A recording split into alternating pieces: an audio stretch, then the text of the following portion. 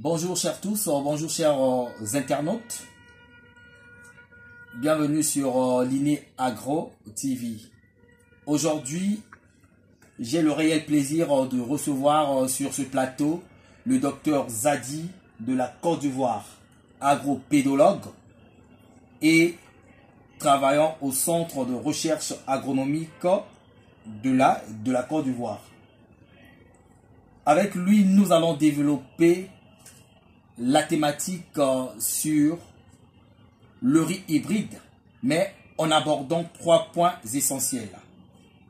Les étapes de l'obtention de ce riz, sa place dans nos États africains et la différence entre riz hybride et riz conventionnel. Docteur, encore une fois de plus, bonjour.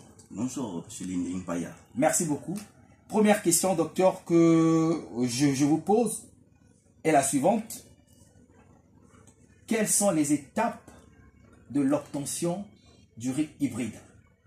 Merci Linding Paya et l'INE TV. Le riz hybride, on a 2 méthodes d'obtention du riz hybride.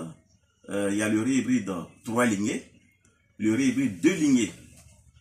3 lignées fait appel à 3 parents. Le parent A qu'on appelle le CMS, le parent B qu'on appelle le mainteneur, le parent R qu'on appelle le restaurateur. Donc, premièrement, on doit d'abord croiser les 2 premiers parents qu'on appelait CMS et mainteneur pour garantir la stérilité du parent CMS et multiplier ces CMS-là avant qu'on ne fasse le croisement avec la lignée restauratrice qui, elle, redonne la fertilité à notre CMS. Donc, c'est comme ça s'obtient le riz hybride à 3 lignées. Et le riz hybride à 2 lignées, c'est un riz qui est essentiellement basé sur la température et l'ensoleillement. Merci. Merci, docteur, pour cet éclaircissement. Deuxième question, vu la complexité de ce riz hybride, parce que nous savions que ce riz est un riz très exigeant en termes d'intrants agricoles, notamment les engrais, pensez-vous que le riz hybride peut connaître un succès chez nous, c'est-à-dire en Afrique, sans l'appui gouvernemental? Ça serait un peu difficile parce que le riz hybride est très contraignant, comme vous l'avez dit. Il faut d'abord une bonne maîtrise de l'eau. Il faut un apport suffisant d'engrais. Nous savons que nos parents agriculteurs n'ont pas coutume d'utiliser suffisamment d'engrais. Parfois de moyens, c'est pas de leur faute, parfois de moyens. Et l'irrigation n'est pas encore véritablement maîtrisée. Donc ce sont les 2 défis que nous devons relever. Mais je pense qu'avec la nouvelle génération, l'Afrique peut y arriver. Nous pouvons y arriver. Merci docteur pour ces paroles rassurantes. Enfin, dernière question. Docteur, nous pouvons avoir la différence entre le riz hybride et le riz conventionnel? Oui, monsieur Linding Paya, il y a une différence.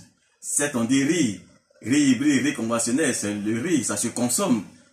Mais il y a une différence, il y a une différence qui existe. D'abord, par le rendement, parce que le riz conventionnel a un rendement potentiel de 4 à 5 tonnes à l'hectare. Et le riz hybride a un rendement potentiel de 18 tonnes à l'hectare. Donc, automatiquement, il y a une différence qui existe, différent de rendement. Et il faut aussi savoir que la culture du riz hybride est aussi différente du riz conventionnel par l'application d'engrais, les intrants, le suivi, l'obtention de la semence. Il y a tout un facteur qu'on appelle le travail qu'il faut faire. Donc la différence existe dans la technique culturelle et aussi dans le rendement.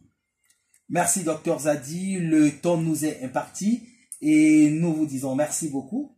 Et chers internautes, nous vous rappelons que nous étions en communication avec le docteur Zadi, un agropédologue, chercheur au centre de recherche agronomique de la Côte d'Ivoire. Et avec lui, nous avions développé la thématique sur des hybrides en abordant 3 notions qui ont été présentées à notre introduction.